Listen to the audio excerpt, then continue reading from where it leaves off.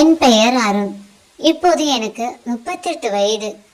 வாழ்க்கையில் நிறைய இழப்புகளை பார்த்திருக்கிறேன். ஆனால் என் வாழ்க்கையை முழுவதுமாக சிரித்த ஒரு சம்பவம் நடந்தது. அந்த சம்பவம் என் மனைவி காவியாவையும் என் உயிர் நண்பன் விக்ரமையும் பற்றியது. அந்த கதையை நான் யாரையும் வெறுத்து போய் சொல்லவில்லை. ஒரு மனிதன் யாரை அதிகமாக நம்புகிறானோ அவர்களாலேயே அவன் அதிகமாக காயப்படுத்தப்படலாம் என்பதை சொல்லதான் சொல்கிறேன். 10 வருடங்களுக்கு முன்பு, அப்போது எனக்கு 28 வயது, ஒரு தனியார் நிறுவனத்தில் வேலை பார்த்து கொண்டிருந்தேன். வாழ்க்கை சாதாரணமாக இருந்தது. பெரிய பணக்காரன் இல்லை, ஆனால் சந்தோஷமாக வாழ்ந்தேன். அந்த சமயத்தில் தான் காவியாவை பார்த்தேன். முதல் முறையாக அவளை பார்த்தபோது அவளுடைய சிரிப்பு என்னை கவர்ந்தது. பேசும்போது இருந்த மரியாதை, குடும்பத்தின் மீது இருந்த அக்கறை எல்லாமே எனக்கு பிடித்திருந்தது. சில மாதங்கள் பேசினோம். பிறகு இரு குடும்பங்களின் சம்மதத்துடன் திருமணம் நடந்தது. திருமணத்திற்கு பிறகு என் வாழ்க்கையே மாறிவிட்டது. வேலை முடிந்து வீட்டுக்கு வரும்போது வாசலில் நின்று சிரித்தபடி காத்திருப்பாள். வந்துட்டீங்களா அருண் என்று சந்தோஷமாக கேட்பாள். அந்த ஒரு வார்த்தை கூட ஒரு நாள் முழுக்க இருந்த சோர்வை மறக்க வைக்கும். 2 வருடங்களில் எங்களுக்கு முதல் குழந்தை பிறந்தான். அவன் பெயர் அகில். அவன் பிறந்த நாளில் நான் சந்தோஷத்தில் அழுததை இன்னும் மறக்க முடியாது. 3 வருடங்கள் கழித்து அனன்யா பிறந்தாள். அப்போது எங்கள் வீடு முழுக்க சந்தோஷம் மட்டுமே இருந்தது. நான் வேலைக்கு செல்வது, காவியா குழந்தைகளை பார்த்து கொள்வது, இரவு குடும்பமாக உட்கார்ந்து சாப்பிடுவது, வார இறுதியில் வெளியே செல்வது என்று எங்கள் வாழ்க்கை சந்தோஷமாக சென்றது. ஒரு அழகான வாழ்க்கை எங்களுக்கு அமைந்தது. அந்த வாழ்க்கைக்குள் வந்தான் விக்ரம், என் பள்ளிக்கால நண்பன். சிறு வயதிலிருந்து என்னோடு இருந்தவன். நான் சண்டை போட்டாலும் என்னோடு இருப்பான். நான் விழுந்தாலும் கை நீட்டுவான். அவன் என் உயிருக்கும் மேலானவன் என்று நினைத்தேன். அப்படி நினைத்த நண்பன் தான் விக்ரம். அவன் வேறு ஊரில் வேலை பார்த்து கொண்டிருந்தான். பல வருடங்களுக்கு பிறகு மீண்டும் எங்கள் ஊருக்கு மாற்றலாகி வந்தான். அவனை பார்த்ததும் எனக்கு ரொம்ப சந்தோஷம். அவன் இங்கேதான் வேலை பார்க்க போகிறான் என்ற சந்தோஷத்தில் அவனிடம், இனி பழைய நாட்கள் நமக்கு திரும்ப வரப்போகிறதுடா என்று கட்டி பிடித்தேன். முதலில் எல்லாமே சாதாரணமாக இருந்தது. வாரத்தில் ஒரு முறை வீட்டுக்கு வருவான். குழந்தைகளோடு விளையாடுவான். காவியாவையும் மரியாதையாக பேசுவாள். நானும் சந்தோஷமாக இருப்பேன். என் மனைவியும் என் நண்பனும் நல்லா பழகுறாங்கன்னு நினைத்தேன். ஆனால் சில மாதங்கள் கழித்து சில விஷயங்கள் மாற ஆரம்பித்தன. ஒரு நாள் இரவு நான் தண்ணீர் குடிக்க எழுந்தேன். அப்போது காவியா மொபைலை பார்த்து சிரித்து கொண்டே இருந்தாள். என்னை பார்த்ததும் திடீரென போனை மூடினாள். யாரு என்று கேட்டேன். ஒன்றுமில்லை என்றாள். அப்போது எனக்கு சந்தேகம் வரவில்லை. ஆனால் அந்த சம்பவம் அடிக்கடி நடக்க ஆரம்பித்தது. நான் அறைக்குள் வந்தால் போனை மறைப்பாள். சில நேரங்களில் பால்கனிக்கு சென்று பேசுவாள். நான் கேட்டால் என் தோழிதான் என்று சொல்லிவிடுவாள். ஒரு நாள் விக்ரம் வீட்டுக்கு வந்திருந்தான். நான் குளிக்க சென்றேன். திரும்பி வந்தபோது அவர்கள் இருவரும் சிரித்து கொண்டு பேசிக் கொண்டிருந்தார்கள். என்னை பார்த்ததும் பேச்சை நிறுத்திவிட்டார்கள். அது என்ன? என் மனதில் ஒரு சிறிய கேள்வியை விதித்தது. நான் அதிகமாக யோசிக்கிறேனா என்று என்னையே நான் கேட்டுக்கொண்டேன். ஏனென்றால் அவர்கள் இருவரையும் நான் முழுமையாக நம்பினேன். அந்த நம்பிக்கையே பிறகு என் வாழ்க்கையின் மிகப்பெரிய தவறாக மாறும் என்று அப்போது தெரியவில்லை. அன்று இரவு எல்லோரும் தூங்கிய பிறகு நான் மட்டும் விழித்திருந்தேன். என் மனைவி அருகில் தூங்கிக் கொண்டு இருந்தாள். என் குழந்தைகள் அடுத்த அறையில் தூங்கிக் கொண்டிருந்தது. என் மனதில் ஏதோ ஒரு அமைதியின்மை, ஏதோ தவறாக நடக்கிறது. ஆனால் அது என்ன, யார், ஏன் என்ற கேள்விகளுக்கு பதில் இல்லை. அந்த இரவு எனக்கு தெரியாமல் என் வாழ்க்கையின் மிகப்பெரிய புயல் நெருங்கி கொண்டிருந்தது. அந்த இரவு எனக்கு தூக்கம் வரவில்லை. என் அருகில் காவியா அமைதியாக தூங்கிக் கொண்டிருந்தாள். அவளை பார்த்தபோது நான் தேவையில்லாமல் சந்தேகப்படுகிறேனோ என்ற கேள்வி என் மனதில் தோன்றியது. 10 வருடமாக என்னுடன் வாழும் பெண், என் குழந்தைகளின் தாய், அவளை பற்றி இப்படி நினைப்பதே தவறு என்று என்னையே நான் சமாதானப்படுத்தி கொண்டேன். ஆனால் சில நேரங்களில் மனசு சொல்லும் விஷயங்களை அலட்சியப்படுத்த முடியாது. அடுத்த சில நாட்கள் நான் எதையும் வெளிக்காட்டிக் கொள்ளவில்லை. எல்லாமே வழக்கம் போல் நடந்தது. காலைக்கு வேலைக்கு செல்வேன், மாலை வீடு திரும்புவேன், குழந்தைகளோடு நேரம் செலவிடுவேன். ஆனால் என் கண்கள் மட்டும் காவியாவின் மாற்றங்களை கவனித்துக் கொண்டிருந்தன. முன்பெல்லாம் நான் வீட்டுக்கு வந்தவுடன் ஓடி வந்து பேசுவாள். இப்பொழுது அப்படி இல்லை. அவள் உடல் வீட்டில் இருந்தாலும் மனம் எங்கோ இருப்பது போல தோன்றியது. சில நேரங்களில் மொபைலை பார்த்து சிரிப்பாள், சில நேரங்களில் ஏதோ யோசனையில் மூழ்கி போவாள். நான் கேட்டால் ஒண்ணுமில்லை என்று சொல்லிவிடுவாள். ஒரு நாள் ஞாயிற்றுக்கிழமை நான் வீட்டிலே இருந்தேன். மதியம் விக்ரம் வந்தான். குழந்தைகள் அவனை பார்த்ததும் மகிழ்ச்சியாக ஓடினார்கள். நானும் சந்தோஷமாக வரவேற்றேன். அவன் என் நண்பன், என் குடும்பத்தின் ஒரு அங்கம் போலதான். அன்று மதிய உணவுக்கு பிறகு நான் குழந்தைகளோடு விளையாடி கொண்டிருந்தேன்.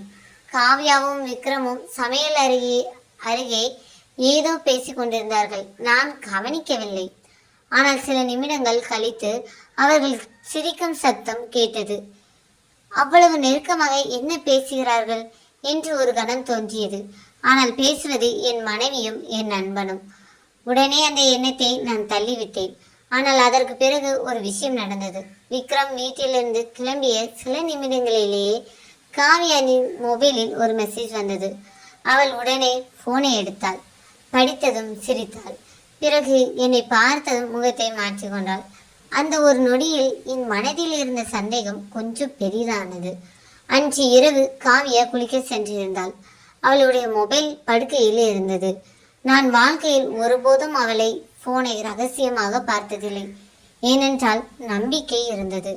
ஆனால் அந்த இரவு என் கை போனை நோக்கி சென்றது. அதே நேரத்தில் குளியலறை கதவு திறக்கும் சத்தம் கேட்டது. நான் உடனே கையை பின்வாங்கி கொண்டேன். என் மனசாட்சி என்னை கேள்வி கேட்டது. நீ இவ்வளவு தாழ்ந்து விட்டாயா அருண்? அடுத்த நாள் அலுவலகத்தில் கூட எனக்கு வேலை ஓடவில்லை. என் மனம் முழுக்க வேறு இடத்தில் இருந்தது. ஒரு விஷயம் மட்டும் தெளிவாக இருந்தது. எங்கள் வாழ்க்கையில் ஏதோ ஒன்று மாறியிருக்கிறது. ஆனால் அந்த மாற்றத்தின் உண்மை என்ன என்று தெரியவில்லை. ஆனாலும் என் மனதை நானே தேற்றிக் கொண்டேன். என் குடும்பத்தில் எந்த தவறும் நடக்கவில்லை, எல்லாம் நல்லபடியாக இருக்கிறது என்று சமாதானம் ஆகிக் கொண்டேன். ஒரு வாரம் கழித்து நான் அலுவலகத்தில் இருந்தேன். அப்போது திடீரென்று வீட்டிற்கு அருகில் இருந்த நண்பன் ஒருவன் என்னை அழைத்தான். அருண், நீ வீட்டில் இல்லையா என்று கேட்டான். இல்ல, ஆபீஸ்ல இருக்கேன். ஏன் என்று கேட்டேன். ஒண்ணுமில்லை, உன் வீட்டுக்கு விக்ரம் வந்த மாதிரி தெரிஞ்சது, அதான் உன்னை பார்க்க வந்திருப்பேனா என்று கேட்டேன். வேற ஒன்றும் இல்லடா என்று அவன் கூறிவிட்டு போனை கட் பண்ணிட்டான். அவன் சாதாரணமாக சொன்ன வார்த்தை, ஆனால் அது என் இதயத்தில் ஒரு சின்ன அதிர்வை ஏற்படுத்தியது. மாலையில் வீட்டுக்கு வந்ததும் காவியாவிடம் கேட்டேன், இன்று யாராவது வீட்டுக்கு வந்தாங்களா? அவள் ஒரு நொடி தடுமாறினாள். பிறகு இல்லையே என்றாள். அந்த பதில் கேட்டதும் என் உள்ளம் உடைந்தது. ஏனென்றால் அவள் பொய் சொல்வதை நான் முதல் முறையாக உணர்ந்தேன். அந்த இரவு முழுவதும் நான் விழித்திருந்தேன். ஒரு பக்கம் என் மனைவியை நம்ப வேண்டும் என்று தோன்றியது, மற்றொரு பக்கம் அவள் என்னிடம் ஏதோ மறைக்கிறாள் என்ற உணர்வு. என்ன செய்வதென்று தெரியாமல் திணறிய நாட்கள் தான் அது. சில நாட்கள் கழித்து என் வாழ்க்கையை மாற்றிய சம்பவம் நடந்தது. அன்று நான் வேலைக்காக வெளியூர் செல்ல வேண்டும் என்று வீட்டில் சொன்னேன். காவியாவும் அதை நம்பினாள். விக்ரமுக்கு தெரிந்திருக்கும். ஆனால் நான் வெளியூர் செல்லவில்லை. அரை நாள் விடுப்பெடுத்து நகரத்திலே இருந்தேன். என் மனதில் ஒரே ஒரு கேள்விதான், சந்தேகப்படுவது தவறா அல்லது என் வாழ்க்கையில் ஏதோ மிகப்பெரிய துரோகம் நடக்கிறதா? அந்த கேள்விக்கான பதில் கிடைக்க இன்னும் சில மணி நேரங்களே இருந்தன. அதற்கான பதில் என் வாழ்க்கையை தலைகீழாக மாற்றப் போகிறது என்று அப்போது எனக்கு தெரியவில்லை. நேரம் ஆக ஆக என் கைகள் எல்லாம் நடுங்கியது. என் இதய துடிப்பு அதிகரித்தது. நான் நினைக்கும் எந்த தவறும் என் வாழ்க்கையில் நடத்திவிடக்கூடாது. என் மனைவியும் என் நண்பனும் எனக்கு ஒருபோதும் துரோகம் செய்ய மாட்டார்கள். நான் தான் தவறாக நினைக்கிறேன். இருந்தாலும் என் மன நிம்மதிக்காக நான் காத்திருந்தேன். காவியாவிடம் கூறியது எனக்கு ஞாபகம் வந்தது. இன்று காலையில் இருந்து நான் சந்தேகப்பட்டு இருப்பதற்கான காரணம் இருக்கிறது. நான் அவளிடம் கூறும்போது அவள் என்ன செய்தால் தெரியுமா? அன்று காலை வீட்டில் இருந்து கிளம்பும் போது 2 நாள் வெளியூர் வேலைக்கு இருக்கு, நாளைக்கு தான் வருவேன் என்று காவியாவிடம் சொன்னேன். அவள் வழக்கம் போல தலையசைத்தாள். சரி, பார்த்து போங்க என்றாள். அவள் முகத்தில் எந்த பதற்றமும் இல்லை. அதுதான் என்னை இன்னும் அதிகமாக யோசிக்க வைத்தது. வீட்டில் இருந்து கிளம்பிய நான் நேராக அலுவலகத்திற்கும் போகவில்லை, வெளியூருக்கும் போகவில்லை. நகரத்தில் ஒரு நண்பனின் அலுவலகத்தில் சில மணி நேரம் அமர்ந்திருந்தேன். என் மனம் மட்டும் வீட்டை சுற்றி கொண்டே இருந்தது. நான் தேவையில்லாமல் சந்தேகப்படுகிறேனா, இல்லை என்றால் உண்மையிலே ஏதாவது நடக்கிறதா என்ற கேள்வி மாறி மாறி வந்தன. மதியம் 2 மணி அளவில் வீட்டுக்கு அருகே வந்தேன். காரை சற்று தூரத்தில் நிறுத்தினேன். என் இதயம் வேகமாக துடித்து கொண்டிருந்தது. நான் இப்படி ஒரு நாள் என் சொந்த வீட்டை மறைந்து பார்த்து கொண்டிருப்பேன் என்று கனவிலும் நினைக்கவில்லை. சில நிமிடங்கள் கழித்து ஒரு கார் வந்து நின்றது. உள்ளே இருப்பவன் விக்ரமாக மட்டும் இருக்கக்கூடாது என்று நான் எல்லா தெய்வத்தையும் வேண்டிக் கொண்டேன். ஆனால் அதிலிருந்து இறங்கியவனை பார்த்ததும் என் இதயம் ஒரு கணம் நின்றது போல இருந்தது. அது விக்ரம், என் நண்பன், என் மீது அளவில்லாத நம்பிக்கையும் பாசமும் வைத்திருந்த மனிதன் என்று நான் நினைத்தவன். அவன் சுற்றி பார்த்துவிட்டு வீட்டுக்குள் சென்றான். அந்த நொடியில் என் மனம் சுக்குநூறாக உடைந்தது. ஆனால் இன்னும் நான் என்னையே சமாதானப்படுத்தி கொண்டேன். ஒருவேளை வேறு ஏதாவது வேலைக்காக வந்திருக்கலாம், நான் தவறாக நினைக்கிறேனோ என்று என்னை நானே சமாதானப்படுத்தி கொண்டேன். 10 நிமிடங்கள் கழிந்தது. 20 நிமிடங்கள், 30 நிமிடங்கள், 1 மணி நேரம் என்று நேரம் சென்று கொண்டே இருந்தது. இவ்வளவு நேரம் ஆகியும் என் வீட்டை விட்டு விக்ரம் வெளியே வரவில்லை. என் கைகளெல்லாம் நடுங்க ஆரம்பித்தது. கோபம், பயம், வேதனை, அவமானம் எல்லாமே ஒன்றாக கலந்து என் உள்ளத்தை எரித்து கொண்டிருந்தது. இறுதியில் நான் வீட்டை நோக்கி நடந்தேன். ஒவ்வொரு அடியும் என் வாழ்க்கையின் மகிழ்ச்சிக்கான நினைவுகளை மிதித்து கொண்டு சென்றது போல இருந்தது. வாசலில் கதவை திறந்தேன். வீடு அமைதியாக இருந்தது. என் காலடி சத்தம் கேட்டதும் உள்ளே இருந்தவர்கள் அதிர்ந்திருக்க வேண்டும். திண்ணைக்கு அருகில் இருந்த ஜன்னல் வழியாக உள்ளே பார்த்தேன். அங்கு எங்கள் பெட்ரூம் கதவு திறந்து இருந்தது. ஜன்னல் கதவை இன்னும் சற்று விலக்கி இருந்தேன். என் கட்டிலில் 2 கைகள் இறுக்கமாக பிடித்து கொண்டிருப்பதை பார்த்தேன். அந்த நொடியே நான் சுக்குநூறாக உடைந்து விட்டேன். உள்ளே என்ன நடக்கிறது என்பதை புரிந்து கொண்டேன். இப்படி ஒரு மோசமான நிகழ்வை என் வாழ்க்கையில் சந்திப்பேன் என்று நினைத்து கூட பார்க்கவில்லை. அவள் மீது இருந்த ஒட்டுமொத்த நம்பிக்கையும் காணாமல் போய்விட்டது. அந்த கணம் என் உயிரே போனது போல இருந்தது. நான் காண்பதெல்லாம் கனவாக இருந்துவிடக் கூடாதா என்று ஒரு கணம் என் மனம் ஏங்கி தவித்தது. என் கண்களில் இருந்து கண்ணீர் ஆறாக வழிந்து ஓடியது. ஆனாலும் நான் பார்ப்பது அத்தனையும் உண்மை. காவியா இப்படி செய்வாள் என்று நினைத்து கூட பார்க்கவில்லை. கதவை தட்ட எனக்கு மனமில்லை. உள்ளே என்ன நடக்கிறது என்பது புரிந்தது. எனக்கு அவர்களிடம் கோபத்தை காட்ட தெரியவில்லை. ஏனென்றால் உடைந்தது நம்பிக்கை மட்டுமல்ல, நான் உயிராக நினைத்த என் காதலையும். என்ன செய்வதென்று தெரியாமல் அப்படியே அமர்ந்து விட்டேன். சில வினாடிகள் கழித்து காவியா வெளியில் வந்தாள். என்னை பார்த்ததும் அவள் முகம் மென்மையாக மாறியது. அவளுடைய கண்களில் இருந்த அதிர்ச்சியை நான் மறக்க முடியாது. நீ நீ வெளியூர் போகலையா என்று தடுமாறினான். அந்த ஒரு கேள்வியே எனக்கு போதுமான பதிலாக இருந்தது. அதே நேரத்தில் மற்றொரு அறையில் இருந்த விக்ரமும் வெளியே வந்தான். நான் வாசலில் நிற்பது அவனுக்கு தெரியாது. அவன் மேலாடை இன்றி எந்த ரூமை விட்டு வந்தான். என் கண்கள் அவனை பார்த்தன. என்னை பார்த்தவன் பயத்திலும் குற்ற உணர்ச்சியிலும் நடுங்கி போய் நின்றான். அவனால் என் கண்களை நேராக பார்க்க முடியவில்லை. தலைகோயை குடிந்தான். அந்த நொடியில் என் வாழ்க்கையின் மிகப்பெரிய உண்மை என் கண் முன்னால் நின்றது. நான் அதிகமாக நேசித்த மனைவி, நான் உயிராக நம்பிய நண்பன், இருவரும் என்னிடம் ஏதோ மறைத்து கொண்டிருந்தார்கள் என்று நான் நினைத்தது உண்மையாகிவிட்டது. எவ்வளவு நாளா என்று நான் மெதுவாக கேட்டேன். யாரும் பதில் சொல்லவில்லை.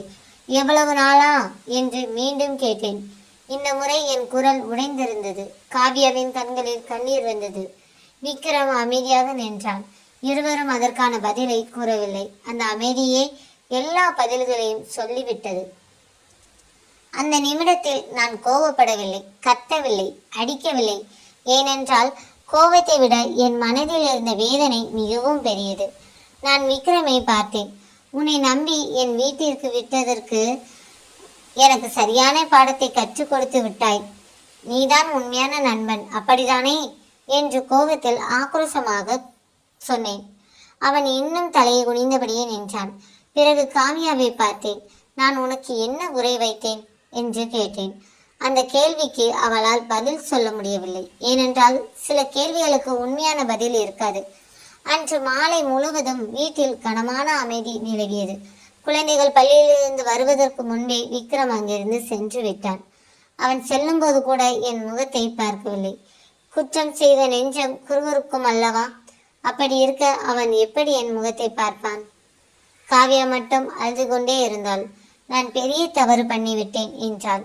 என்னை மன்னிச்சிடுங்க என்றாள். ஆனால் அந்த வார்த்தைகள் என் காதில் விழவில்லை.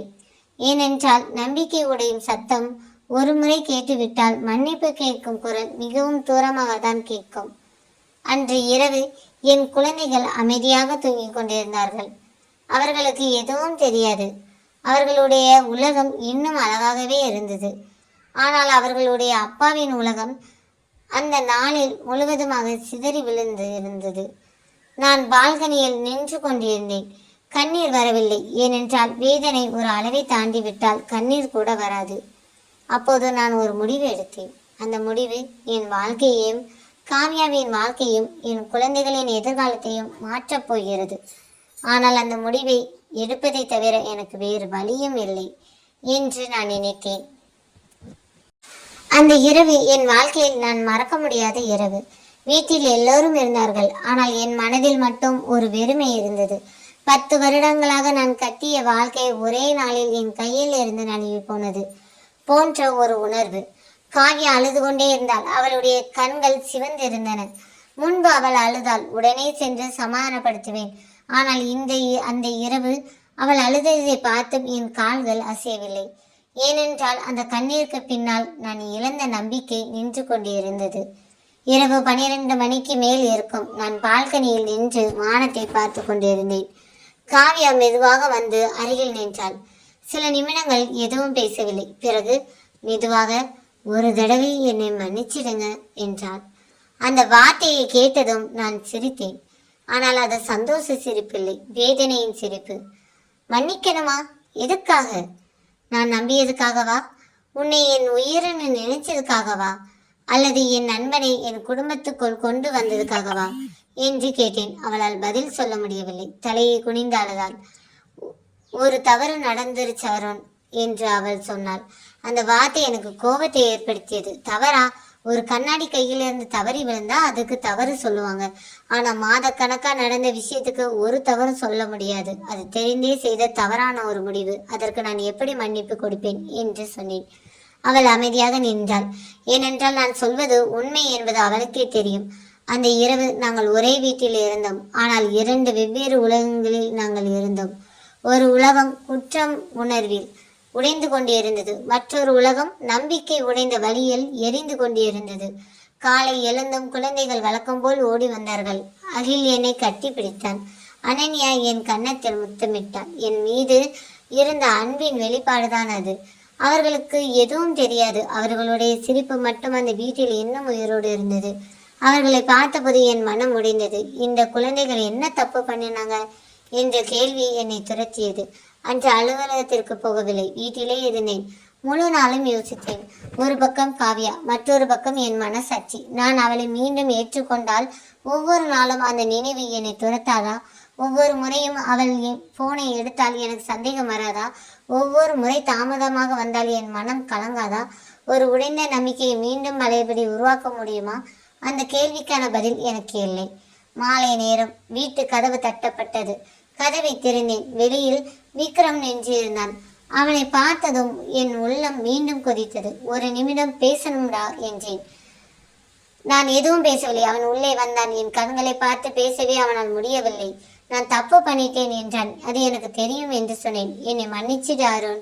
நீ என்னிடம் மன்னிப்பு கேட்கும் தகுதியை இழந்து விட்ட விக்ரம் என்று சொன்னேன். அவன் கண்களில் கண்ணீர் வந்தது. நட்பை விட பெரியது எதுவும் இல்லைன்னு நினைச்சேன். ஆனால் நீயே அதை கொன்று விட்டாய் என்று சொன்னேன். அவன் அமைதியாக வெளியேறினான். அந்த நாள் தான் நான் அவனை கடைசியாக பார்த்த நாள். அதற்கு பிறகு நாட்கள் நகர ஆரம்பித்தன. ஆனால் அந்த வீட்டில் இருந்த மகிழ்ச்சி மட்டும் திரும்ப வரவில்லை.